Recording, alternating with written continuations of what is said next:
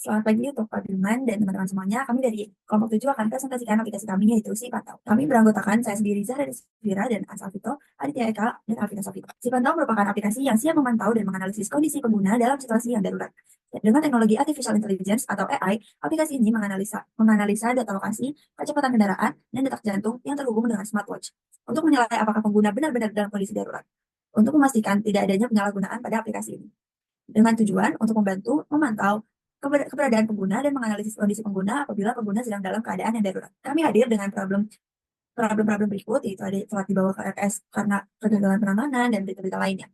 Kami menyimpulkan problem tersebut, yaitu ada kesulitan menghubungi bantuan darurat, kurangnya pengetahuan prosedur pertolongan pertama, dan kesulitan menghubungi keluarga ketika dalam keadaan yang darurat. Kami hadir dengan solusi untuk dimanfaatkan dalam keadaan darurat dengan mudah, dengan fitur SOS Real Time, panduan pertolongan pertama, dan pelacakan lokasi.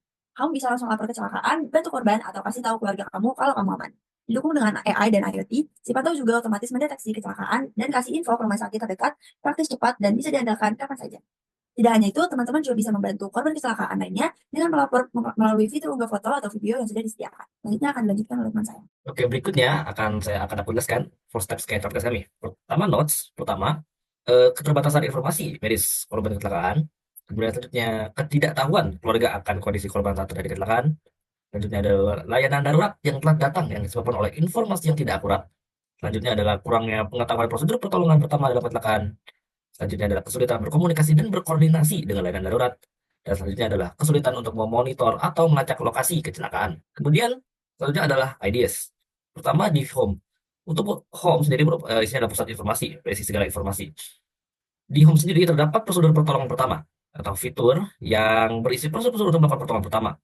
Selanjutnya juga terdapat rumah sakit terdekat, fitur yang berisi tentang detail informasi terkait rumah sakit di sekitar korban atau pengguna dan tentunya rumah sakit terdekat. Dan selanjutnya adalah peringatan kecelakaan, fitur yang muncul ketika sedang kecelakaan dan data pendukung. Di home juga terdapat artikel. Nah, pengguna dapat mengakses artikel tersebut, namun apabila pengguna ingin mengakses artikel lebih banyak, pengguna dapat melakukan subscription terhadap aplikasi kami untuk mengakses artikel yang lebih banyak. Selanjutnya adalah fitur SOS melapor. Satu gerakan, satu nyawa terselamatkan. Untuk melaporkan kejadian dengan mencuat ke atas logo SOS di taskbar. Kemudian dokumentasi kecelakaan, fitur untuk merekam lokasi kecelakaan. Selanjutnya adalah memberikan detail informasi atau memberikan detail dengan menggunakan icon pensil. Selanjutnya, mengirimkan detail informasi.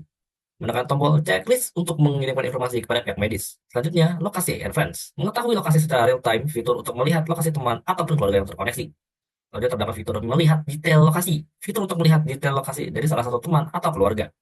Selanjutnya, mengetahui kondisi secara real time, fitur untuk melihat notifikasi atau aktivitas teman. Selanjutnya, melakukan chat adalah fitur untuk melakukan chat dengan teman atau keluarga yang sudah terkoneksi. Tentunya pertemanan untuk fitur friends sendiri terbatas, sehingga apabila pengguna ingin mempunyai pertemanan friends lebih banyak, pengguna harus melakukan subscription. Kemudian profile, fitur profile, pengguna dapat mengelola informasi pribadi mereka. Di sini, pengguna juga dapat mengakses histori aktivitas yang telah terjadi, seperti durasi mengemudi, status kecelakaan, dan tanggal kejadiannya, kecepatan, detak jantung, dan jarak perjalanan. Pengguna juga dapat melihat jumlah teman rata-rata, kecepatan, dan jumlah kecelakaan. Berikut adalah Crazy X yang telah kami buat, dan berikut merupakan solution dari Crazy X yang telah kami buat, dan akhirnya menjadi solusi tersebut. Berikut merupakan home, lokasi, friends and notification, profile, SOS. Kelima, hal tersebut merupakan fitur utama di aplikasi kami. Selanjutnya akan dijelaskan oleh teman saya. Oke, selanjutnya ada fitur aplikasi dari Si Pantau. Dari pertama, fitur aplikasi memiliki pesan informasi yang tujuannya untuk melihat segala informasi di menu home. Selanjutnya ada satu gerakan, satu nyawa terselamatkan.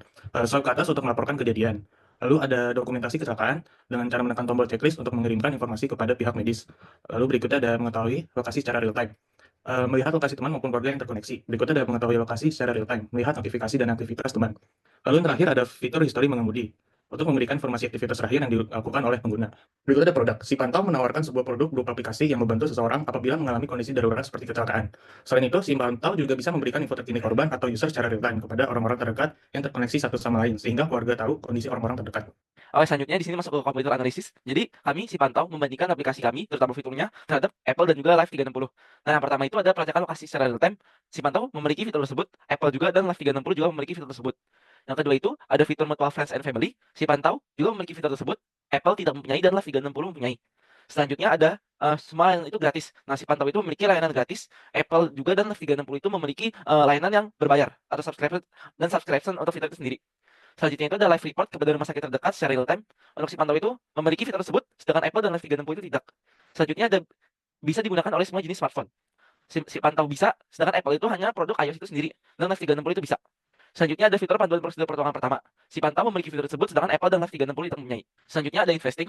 Yang pertama itu modal awal. Nah, si pantau ini membutuhkan dana awal untuk pengembangan produk, seperti mengintegrasikan fitur baru, seperti pelacakan berbasis AI yang lebih presisi. Selanjutnya ada strategi pemasaran dan operasional awal yang berasal dari investor. Selanjutnya ada pendapatan operasional. Setelah aplikasi si pantau itu diluncurkan atau di-launching, si pantau akan menggunakan pendapatan operasional sebagai sumber finansial berkelanjutan. Hal ini dapat mencakup pertama itu adalah biaya berlangganan untuk user yang ingin memiliki lebih banyak mutual yang bertujuan untuk saling mengetahui kondisi antar user. Jadi yang biasanya hanya maksimal memiliki 5 mutual, dengan mensubscribe kita bisa menambah jumlah mutual kita. Selanjutnya ada subscription untuk mengakses lebih banyak artikel yang bermanfaat dan edukatif. Contohnya seperti artikel pertolongan pertama atau artikel panduan pertolongan pertama. Yang terakhir itu ada cover asuransi, yang dimana aplikasi bekerja sama dengan company asuransi. Jadi si pantau juga bekerja sama dengan company asuransi supaya memastikan pengguna ini memiliki cover asuransi ketika terjadinya kecelakaan atau keadaan darurat. Selanjutnya di bisnis model, untuk iResearch sendiri, yang pertama itu adalah physical research, yaitu infrastruktur teknologi, pusat operasional, dan perangkat mobil untuk pengujian. Selanjutnya ada intellectual research, yaitu aplikasi, hak kekayaan intelektual, data dan algoritma AI, dan juga branding dari aplikasi si pantau. Yang ketiga itu ada human resource, seperti tim teknologi, tim operasional, UI UX designer, dan juga tenaga medis. Yang terakhir itu ada financial research, seperti modal awal dan pendapatan operasional. Nah, untuk produknya sendiri, si pantau menawarkan sebuah produk berupa aplikasi yang membantu seseorang apabila mengalami kondisi darurat seperti kecelakaan. Nah, untuk target penggunanya itu sendiri ada individu yang menggunakan kendaraan dan transportasi umum, dan juga ada individu yang ingin mengetahui kondisi teman atau keluarga terdekat secara real time. Sekian, terima kasih.